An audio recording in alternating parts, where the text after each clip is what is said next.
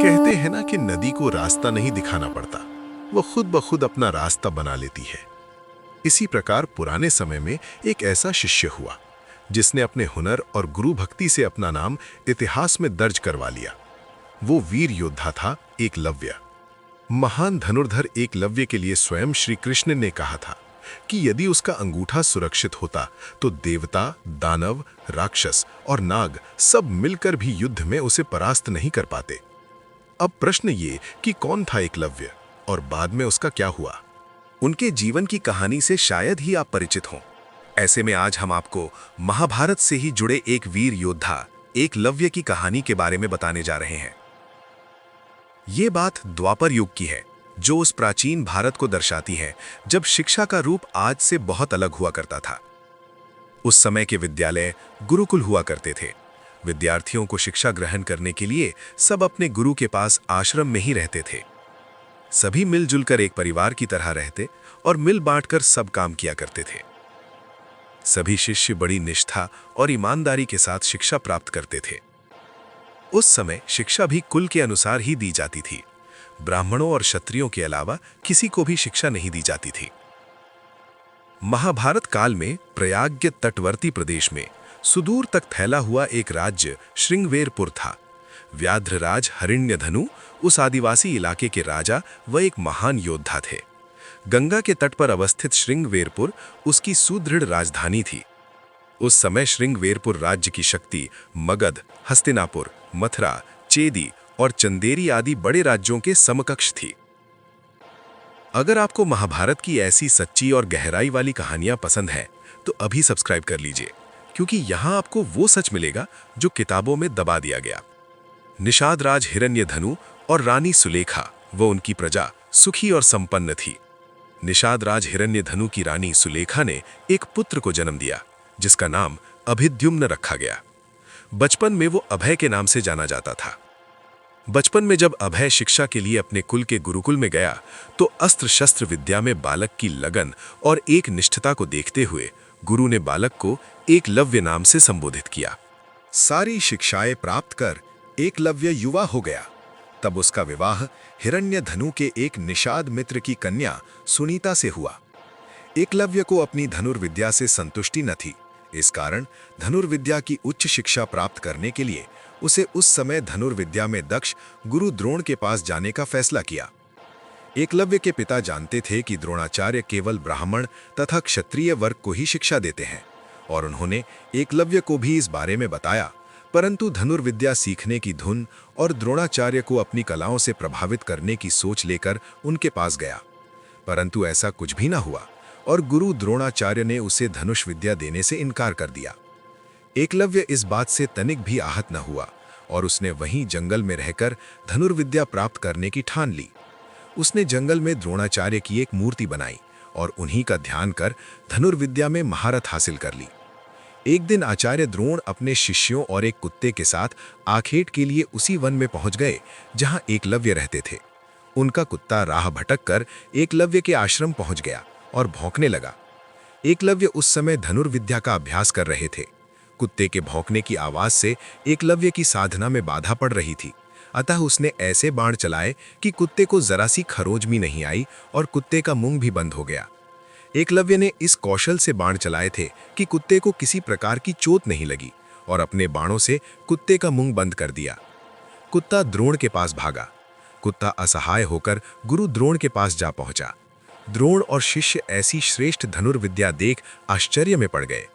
वे उस महान धनुर्धर को खोजते खोजते एकलव्य के आश्रम पहुंचे और देखा कि एकलव्य ऐसे बाण चला रहा है जो कोई चोटी का योद्धा भी नहीं चला सकता। ये बात द्रोणाचार्य के लिए चिंता का विषय बन गई।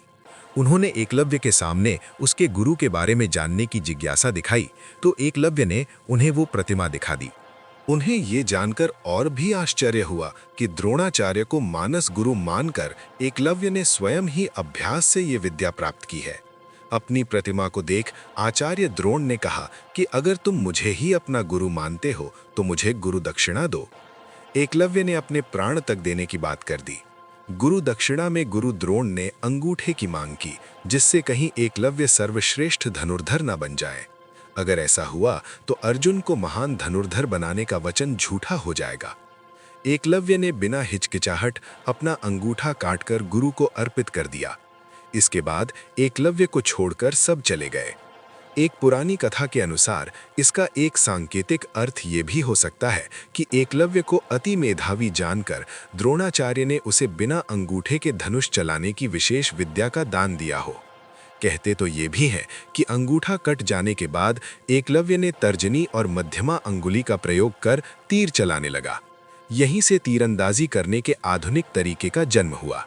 अतः एकलव्य को आधुनिक तीरंदाजी का जनक कहना उचित होगा। निःसंदेह ये बेहतर तरीका है और आजकल तीरंदाजी इसी तरह से होती है। बाद में एकलव्य श्रृंगबेर राज्य वापस आ गए और वहीं रहने लगे।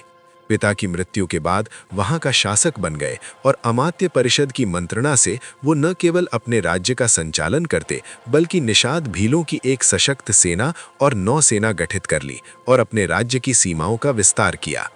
जब भगवान श्री कृष्ण ने कंस का वध किया तो कंस के ससुर जरासंध ने अनेक राजाओं के साथ मथुरा पर आक्रमण किया था। इसमें एकलव्य भी अपनी सेना के साथ जरासंध की ओर से लड़ा था। इससे प्रमाणित है कि एकलव्य अपने उस मूल राज्य के प्रति घृणा से भरा हुआ था जिसने उसे त्याग दिया था। हरिवंश पुराण के भविष्य पर्व की कथा है कि बंग, पुंडु तथा किरात देशों का राजा पौंड्रक श्री कृष्ण से घोर प्रतिस्पर्धा रखता था। उसने स्वयं को वासुदेव घोषित कर दिया था। एक बार जब कृष्ण बद्रिकाश्रम गए तो पौंड्रुक ने द्वारका पर आक्रमण किया। तब एकलव्य उसका परम सहयोगी था।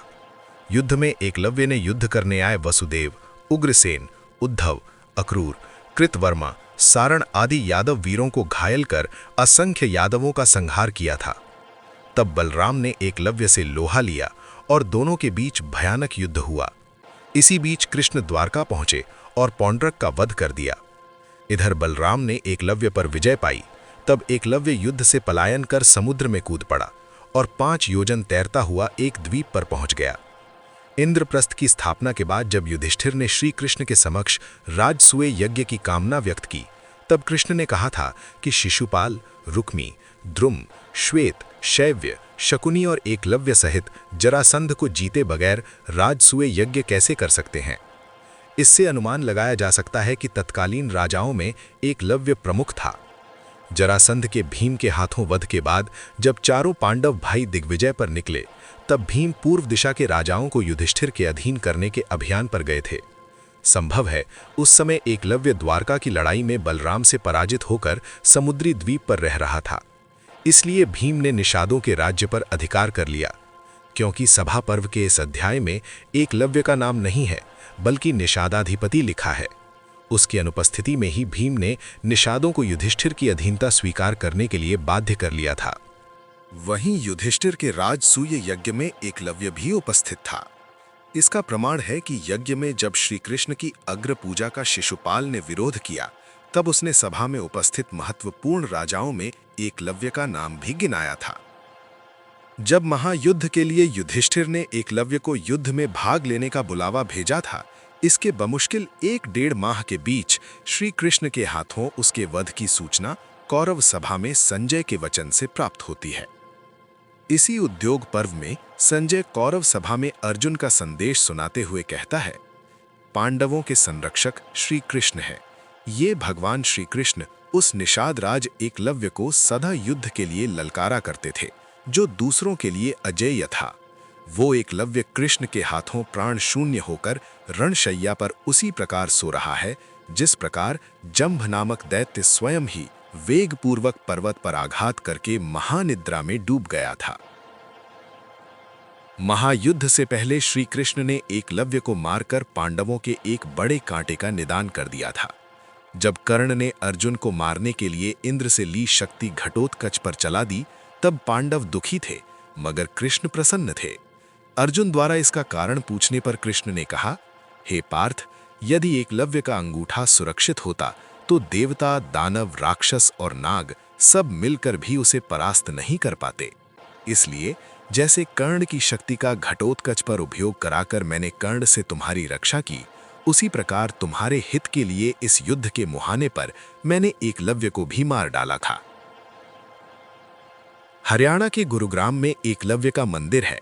मान्यता है कि इसी स्थान पर एकलव्य ने अपना अंगूठा द्रोणाचार्य को अर्पित किया था।